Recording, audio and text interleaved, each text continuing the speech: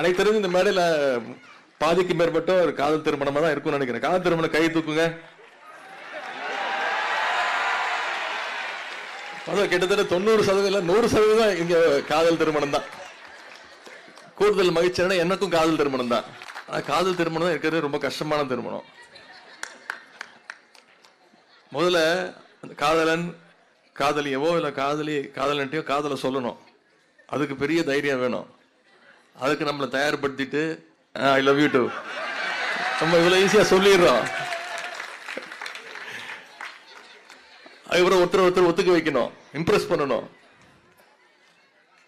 அவங்களுடைய மனசுக்கு இப்ப பிடிச்ச மாதிரி நடந்துக்கணும், நடந்துக்கிற மாதிரி நடிக்கணும். நான் உங்களுக்கு சொல்லல. அதன் பிறகு கஷ்டப்பட்டு சம்மதத்தை வாங்கினாலும் அப்புறம் பொண்ணுடைய அப்பா அம்மாவா இல்ல பையனுடைய அப்பா அம்மா அவங்களுடைய சம்மதத்தை வாங்கணும். அதற்கு ரொம்ப நேரம் ஆகும், ரொம்ப காலம் ஆகும், வருஷ கணக்காகும் அவங்களுடைய நம்பிக்கையை பெறுவதற்கு.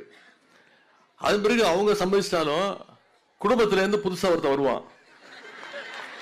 பையனோட பெரியப்பா, பொண்ணோட மாமா, பொண்ணோட முறை பையன்,